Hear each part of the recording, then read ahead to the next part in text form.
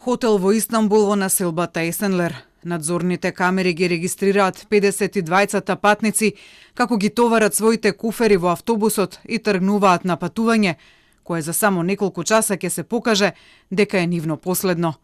Некои од патниците околу 16 часот вчера се слушнале со своите најблиски во Македонија за да им кажат како се и дека тргнале назад каде требаше да пристигнат утрово со прва станица на застанување во Скопје. Но тоа никогаш нема да се случи. Нивното патување трагично ќе заврши во 3 часот наутро на кривината на смртта на автопатот Струма во реонот на селото Босенг пред градот Перник во Бугарија, позната како црна точка на автопатот.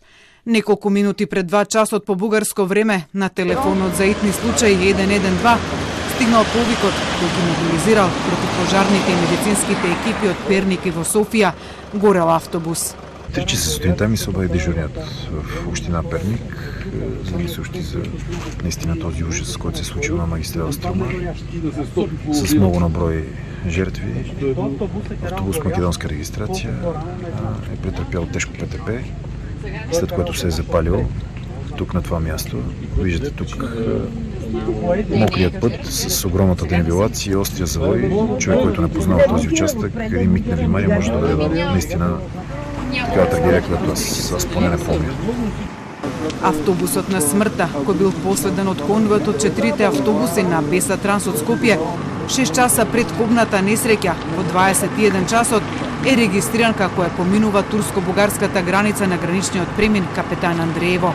Од тогаш до 3 часот утрото нема информации дали автобусот имал некакви проблеми или не. Она што се знае е дека последното запирање на автобусот било на бензинска пумпа за патниците да се одморат, напијат кафе и освежат на само неколку километри пред местото каде тие трагично ќе го завршат своето патување. Картината е ужасяваща. И не всеки може да издържи на тази картина. Ужасяваща е картината. В детайли трагедията ще се изяснява в хода на разследването. Не е за гледане там. Хората са скупчени, хората са на въглен. И затова не можем, и никой в момента не може да ви каже нито колко са на брой вътре хората, нито кои са. Трябва да се идентифицират от тук нататък, което е много трудно нещо, и да се установяват човек по човек.